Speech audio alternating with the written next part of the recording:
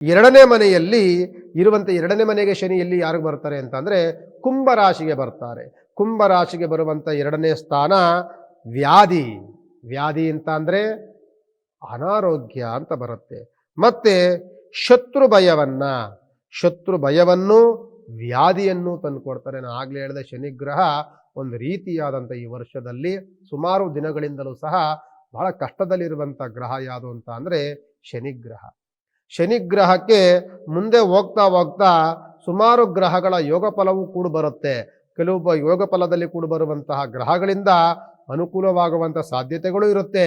ಆದರೆ ಶನಿಯ ವ್ಯಾಧಿ ಭಯ, ಶತ್ರು ಭಯ ಯಾವಾಗಲೂ ಸಹ ನಿಮ್ಮನ್ನು ಬೆಂಬಿಡದೆ ಕಾಡ್ತಾ ಇರುತ್ತೆ. ಒಂದು ಮಾತನಾಡಕ್ಕೆ ಹೋದ್ರೆ ಅಲ್ಲೊಬ್ಬರು ಶತ್ರುಗಳು ಶುರುವಾಗ್ತಾರೆ. ಒಂದು ವ್ಯವಹಾರವನ್ನು ಮಾಡಕ್ಕೆ ಹೋದ್ರೆ ಶತ್ರುಗಳು ಶುರುವಾಗ್ತಾರೆ. ಎಲ್ಲಾದರೂ ಒಂದು ವಿಚಾರವನ್ನು ಮಾಡಕ್ಕೆ ಹೋದ್ರೆ ಶತ್ರುಗಳು ಶುರುವಾಗ್ತಾರೆ. ಮನೆಯಿಂದ ಹಿಡಿದು ಮನೆಯ ಆಫೀಸ್ವರೆಗೂ ಸಹ ಶತ್ರುಗಳ ಕಾಟ ಹೆಚ್ಚಾಗುತ್ತೆ. ಜೊತೆಯಲ್ಲಿ ಭಯದ ವಾತಾವರಣ ಜಾಸ್ತಿ ಕಾಡುತ್ತೆ ನಿಮ್ಮನ್ನ. ಏನಾಗ್ಬಿಡುತ್ತೋ, ಏನು ಮಾಡ್ತಾರೋ, ಹೆಂಗಾಗುತ್ತೋ ಅನ್ನುವಂಥ ಭಯದ ವಾತಾವರಣ. ಯಾವ ವ್ಯವಹಾರಗಳನ್ನು ಮಾಡಕ್ಕೆ ಹೋದ್ರೂ ಸಹ ನಿಮ್ಮನ್ನ ಭಯ ಅನ್ನುವಂಥದ್ದು ಯಾವಾಗಲೂ ಸಹ ಕಾಡ್ತಾ ಇರುತ್ತೆ. ರಾಶ್ಯಾಧಿಪತಿಯಾದಂಥವನೇ ಶನಿಗ್ರಹ, ದೋಷದಲ್ಲಿರುವಂಥವನು ಶನಿಗ್ರಹನೇ ಕುಂಭರಾಶಿಗೆ. ಆದ್ದರಿಂದ ಕುಂಭರಾಶಿಯವರು ಒಂದು ರೀತಿಯಾದಂತಹ ಸಂಕಷ್ಟದ ವರ್ಷ, ಸಂಕಷ್ಟದ ರಾಶಿ ಅಂತ ಹೇಳಬಹುದು. ಕುಂಭರಾಶಿಗೆ ಕೆಲವು ದಿನಗಳ ನಂತರದಲ್ಲಿ ಶುಕ್ರನ ಯೋಗ ಫಲ ಬರುತ್ತೆ, ಕೆಲವು ದಿನಗಳಲ್ಲಿ ಬುಧನ ಯೋಗ ಫಲ ಬರುತ್ತೆ. ಹಣಕಾಸಿನ ಅನುಕೂಲ, ವ್ಯವಹಾರದಲ್ಲಿ ಪ್ರಗತಿ ಕಾಣುವಂಥ ಯೋಗ ಫಲದಲ್ಲಿ ಬಂದರೂ ಸಹ ಅಲ್ಲಿ ಈ ಶನಿಯ ದೋಷದಿಂದ 7.5 ಶನಿ, ಎರಡನೇ ಮನೆಯಲ್ಲಿರುವಂಥ ಶನಿ ಬಿಡುಗಡೆ ಆಗಲಿಕ್ಕೆ, ನಿಮಗೆ ಸಂಪೂರ್ಣವಾಗಿ ಬಿಡುಗಡೆ ಆಗಲಿಕ್ಕೆ 22 ತಿಂಗಳುಗಳ ಕಾಲ ಬೇಕು. ಇನ್ನು 22 ತಿಂಗಳ ಕಾಲದವರೆಗೂ ಶನಿಯ ದೋಷ ಅನ್ನುವಂಥದ್ದು ಇದೇ ಸ್ಥಿತಿಯಲ್ಲಿರುತ್ತೆ.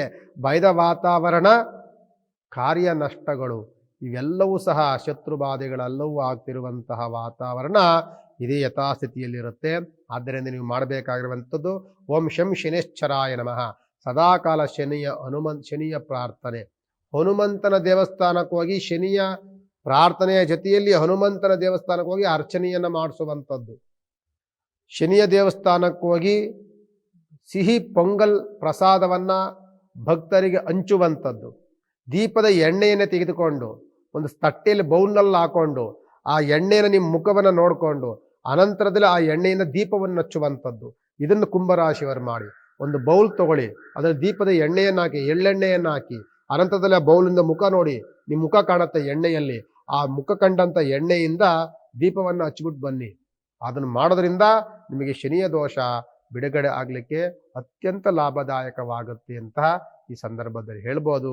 ಇದು ಆಗಿತ್ತು ಶನಿಯ ಗೋಚಾರ ಫಲಗಳು, ಶನಿಯ ಯೋಗ ಮತ್ತು ಯೋಗದ ಫಲಗಳು. ಇದಾಗಿತ್ತು 2026ನೇ ವರ್ಷದ ಶನಿಯ ಯೋಗ ಫಲ ಇದಾಗಿತ್ತು. ನಮಸ್ಕಾರ.